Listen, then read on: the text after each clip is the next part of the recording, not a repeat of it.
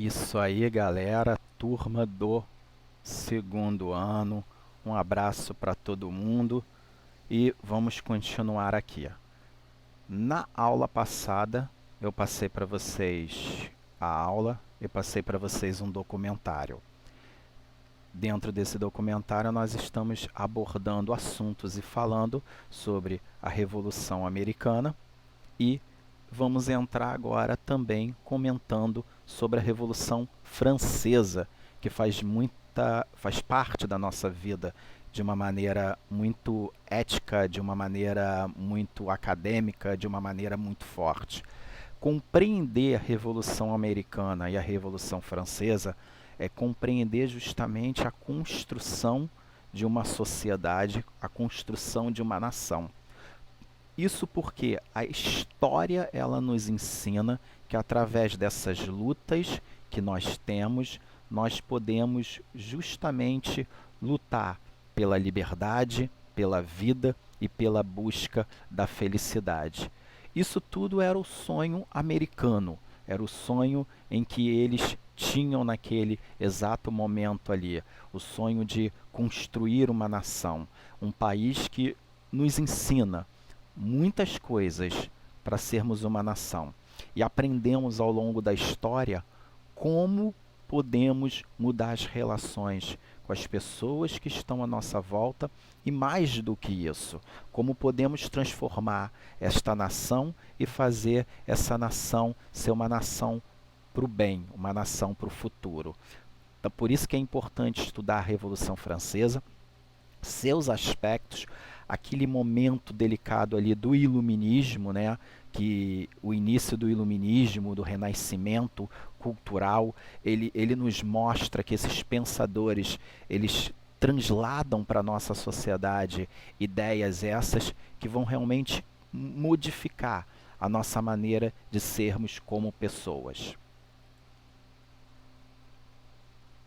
E meus filhos, fazendo uma análise aqui do que vocês viram no documentário, só uma análise, antes da independência, os Estados Unidos eles tinham a formação ali das 13 colônias. Essas 13 colônias eram dominadas ali pela coroa britânica, tá? Naquele contexto, os Estados Unidos ali, as 13 colônias, eles alimentavam a metrópole, tá? Aliás, esse sempre foi o objetivo de uma colônia. A colônia ela só serve para isso. A colônia ela serve para alimentar a metrópole, ela não serve para mais nada. Por isso que essa grande análise, essa discussão de cidadania, de pessoas, é uma coisa que é uma incógnita, tá ok? Nas colônias, são poucas pessoas que são consideradas um cidadão, tá? Geralmente, cidadão dentro da colônia eram aqueles de linhagem, tá? Que faziam parte ali da metrópole. Os que viviam aqui não tinham justamente não eram considerados um cidadão. Isso daí é algo que podemos discutir muito sobre esta concepção de quem nascia aqui nesta terra poderia ser considerado ou não cidadão. Na realidade, quem nascia aqui nessa terra era considerado para servir, tá? Esse era o objetivo da colônia. A colônia ela não servia para mais nada, a não ser satisfazer nesse exato momento a coroa como um todo, enriquecer a coroa, enriquecer o império. Mas as queixas que mais se faz em relação a essa característica é justamente a relação que a metrópole ela tem ali com a colônia. A relação justamente é baseada no seguinte: primeiro, os impostos e as taxas cobradas, que elas sempre são altas, tá?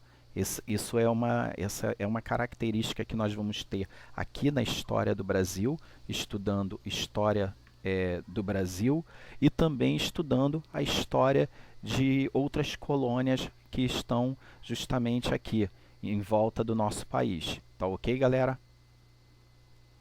Mas, meus filhos, para tentar entender esse contexto aí, vamos pensar no seguinte: vamos tentar primeiro entender o que é iluminismo e o que é liberalismo. Lembrando que isso cai muito em Enem, tá ok, galera? Então, Presta atenção nessa bagaça aí, que isso aí cai muito em Enem. Então vamos tentar primeiro compreender o que é iluminismo e liberalismo, para a gente tentar entender aí o que acontece nessas transformações aí a partir deste século aí, tá ok? Lembrando que este século, o século 17, tá? Ele é um século conturbado por essas questões aí. E na unidade 16, na página 3, lá nós estamos falando de iluminismo e liberalismo, tá ok? Então, já estamos lá na unidade 16, na página 3, falando dessas transformações sobre o iluminismo e sobre o liberalismo ali.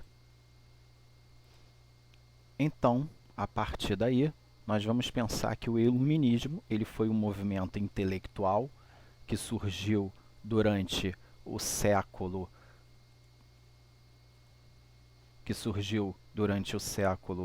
XVIII, tá ok, galera?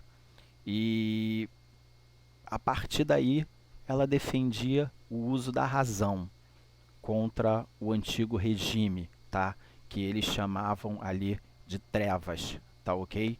E pregava uma liberdade econômica e também eles discutiam a questão da questão política. Então, vamos compreender aí.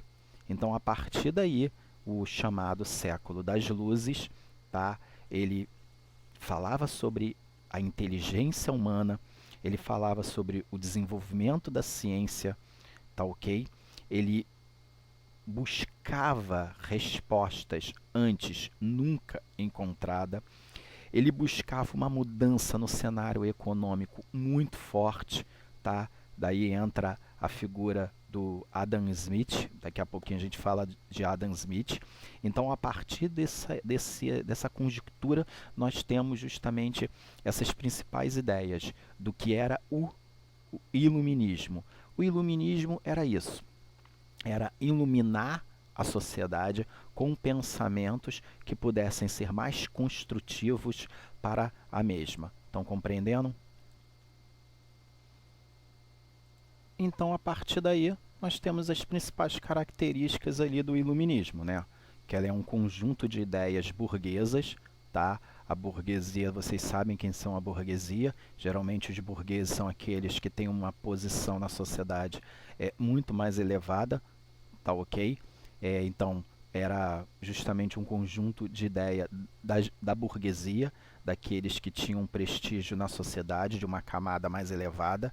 Ela era contra o antigo regime, ela era contra o absolutismo. Na verdade, ela era contra justamente a forma em que a política ela estava sendo estabelecida, do poder real naquele momento.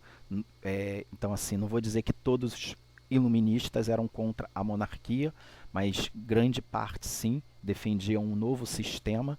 Por isso que os Estados Unidos ele se construiu numa ideia iluminista, nas ideologias iluministas, mas ele trouxe para si um novo modelo de política, tá ok? Baseada nos três poderes e na figura do presidente, ao contrário de alguns outros países, né?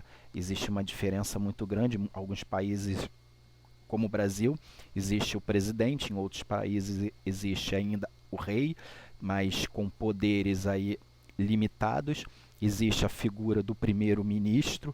Então, assim, cada país ele foi construindo a sua história, mas ele foi construindo a sua história de acordo com a sua necessidade, sua cultura e sua política ali nesse exato momento.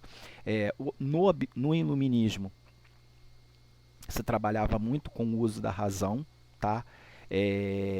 Falava-se muito sobre a igualdade de todos, né? Uma nação onde todos poderiam ser iguais.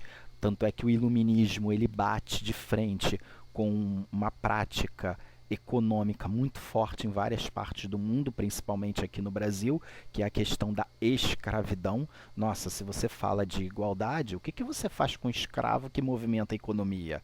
E aí vem aquele ponto de interrogação. Peraí, para quem é essa igualdade? Essa igualdade é para todos? Quer dizer, isso fica uma coisa muito polêmica ali naquela questão. Então, há um debate muito profundo sobre esta questão sobre igualdade. Então, aí vem a ideia de quem é cidadão, então? Quem merece ser cidadão? Bom, então, você tem que estabelecer a partir daí, e aí nasce os Estados Unidos com aquela ideia de que é uma nação livre e independente para todos, só que tem um vírgula nessa história, né?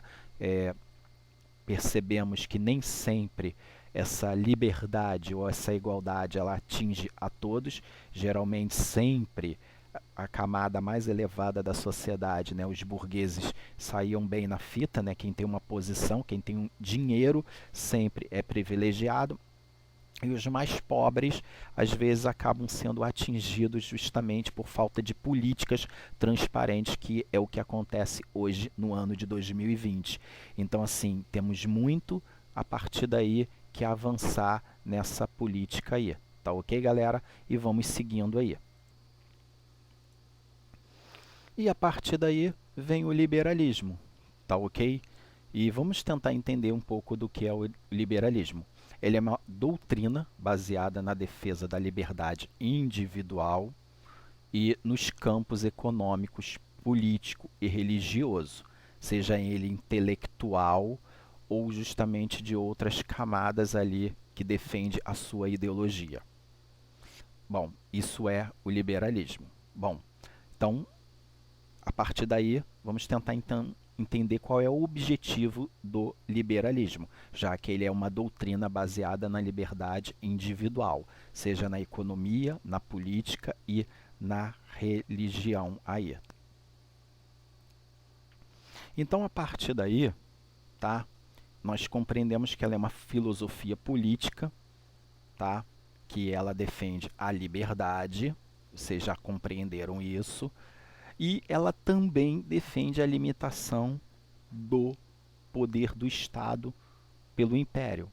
Quer dizer, então a partir daí vem aquela velha história. Espera aí, quem vai governar? Quem governa no liberalismo? Bom, a grande análise a partir daí vem na concepção de construir uma nação onde o governo ele seja do povo, onde o Estado ele tenha poderes limitados e onde a economia ela possa ser livre a partir deste pensamento aí, tá? Bom, a partir daí nós temos Adam Smith, tá? Que ele é um filósofo e economista britânico, tá? E ele entra nesse cenário aí. Ele entra nesse cenário sustentando e alimentando o que é o liberalismo. E aí ele defende o liberalismo econômico aí. Então ele é a partir daí, desse século XVIII, nós podemos dizer que Adam Smith ele é um dos homens mais importantes nesse cenário, porque ele é considerado o pai da economia moderna, tá? Ele é um dos homens mais importantes, ele é um dos vamos dizer assim, um dos caras que repensou num novo modelo de economia que antes não se tinha se pensado a partir dessa nova análise e dessa nova filosofia aí.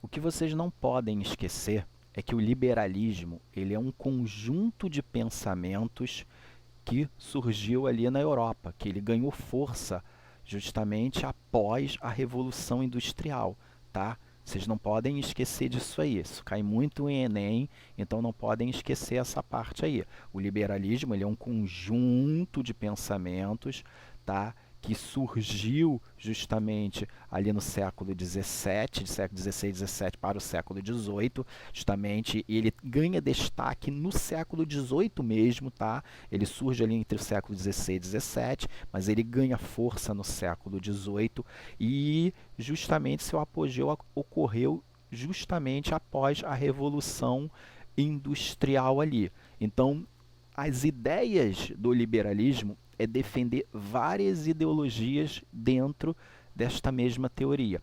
Adam Smith ele traz o liberalismo, uma nova ideia de liberalismo, mas ele fala do liberalismo econômico, tá? e daqui a pouquinho vamos falar qual é o principal pensamento de Adam Smith neste ponto, nessa grande análise aí, tá ok? Os princípios básicos do liberalismo se encontram em defesa da propriedade privada, liberdade econômica, tá? Que é um livre mercado, vamos falar disso daqui a pouquinho, mínima participação do Estado nos assuntos econômicos da nação, tá? O governo ele governa, mas com poderes limitados, esse poder tem que ser dado ao povo, tá? Igualdade perante a lei, que é o chamado Estado de Direito. Filhos, estão percebendo que a partir dessa grande análise você tem a ideia de formar uma constituição nos princípios liberais e iluministas? É isso que nós temos que compreender. A Constituição norte-americana e também o pilar da nossa Constituição, tá, foi baseada nos princípios básicos do liberalismo, quando fala de igualdade, de defesa de propriedade privada, de liberdade econômica aí. E aí fica justamente um pensamento para que você comece a analisar para onde vai a linha de raciocínio de Adam Smith. O consumo é a única finalidade, o único propósito de toda produção. Nossa! Adam Smith, ele defendia que o Estado ele não deveria intervir na economia. A economia ela deveria ser livre, ela deveria ser solta. Ele defendia a concorrência entre as empresas, entre os meios de produção ali. Adam Smith era um indivíduo justamente que modificou totalmente a estrutura capitalista que nós temos hoje. Tá ok, galera? Para a gente entender isso de uma melhor maneira, eu vou colocar algo para vocês possam compreender aonde vai essa ideia e rivalidade de pensamento dele. Pensa nessas duas empresas aí, Coca-Cola e Pepsi. Imagina se o Estado pudesse intervir na economia e falasse para a Coca-Cola que ela deveria vender o refrigerante dela por R$4 e a Pepsi também R$4. Imagina a Samsung, imagina todos os aparelhos eletrônicos tivessem seus preços limitados também aí pelo Estado. Adam Smith, ele dizia que as empresas elas têm que trabalhar com produção e as empresas elas têm que ter concorrência. E cada um tem que colocar o seu produto no mercado de um valor mais atrativo para chamar a atenção das pessoas. É a livre concorrência, a lei da oferta e da procura, tá? Então, Adam Smith ele foi o cara que modificou totalmente este pensamento aí. Na realidade, o capitalismo moderno que nós temos hoje, ele se apropria das ideias de Adam Smith para reformular esse capitalismo que nós temos, que é mais selvagem, que é o capitalismo baseado ali no consumo. Lei da oferta e da procura.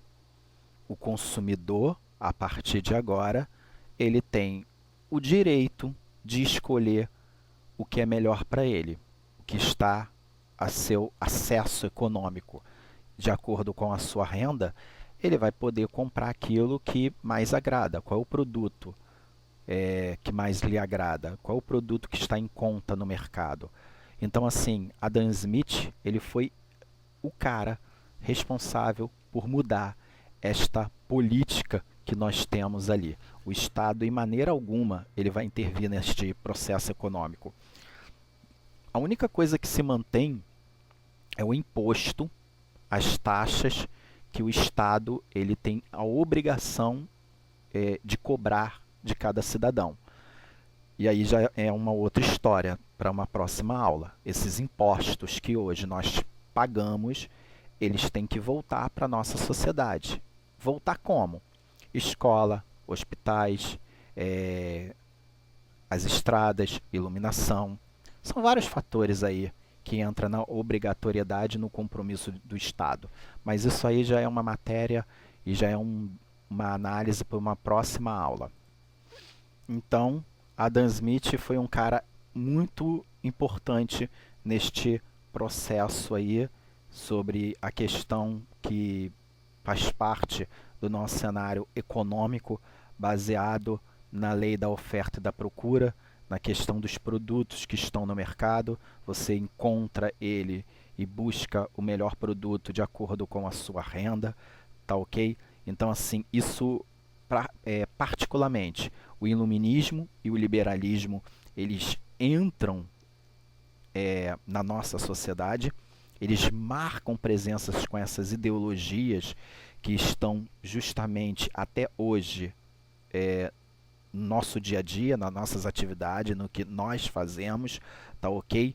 E importante também compreender que a Revolução Francesa, a qual nós vamos debater, e a independência do Brasil, que também no futuro vamos debater, e a independência dos Estados Unidos, a Constituição, tudo isso saiu e nasceu justamente do propósito do iluminismo e o liberalismo.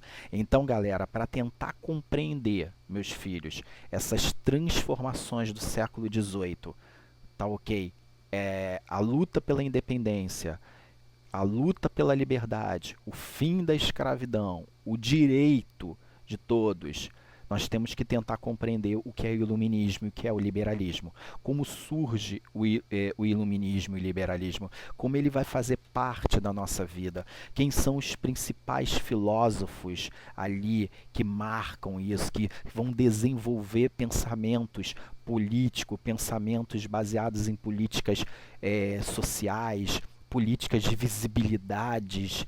Então, a partir desse exato momento, tentar compreender o compromisso do Estado, a figura do rei, ele desaparece de algumas nações, o Estado ele passa a ter um compromisso que antes não tinha, tá ok?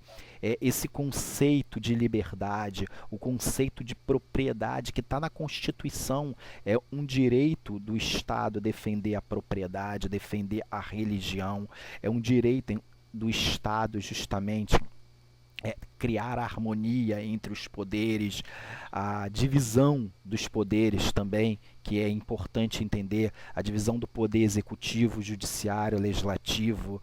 Então, tudo isso entra nesse cenário aí, nesse momento delicado, que é um momento de revoluções a partir do século XVIII, em que várias partes do mundo têm discutido e analisado de uma maneira forte, tá ok? Então, quer dizer, é isso que nós temos que compreender a partir da unidade 16 ali, a partir da página 2, da página 3, da página 4 e da página 5, ela vai até a página 8 no caso. Então, ela vai a partir da página 2 até a página 8 da unidade 16, toda essa grande análise aí. Valeu, galera, um abraço, um beijo, fui e até a próxima aí.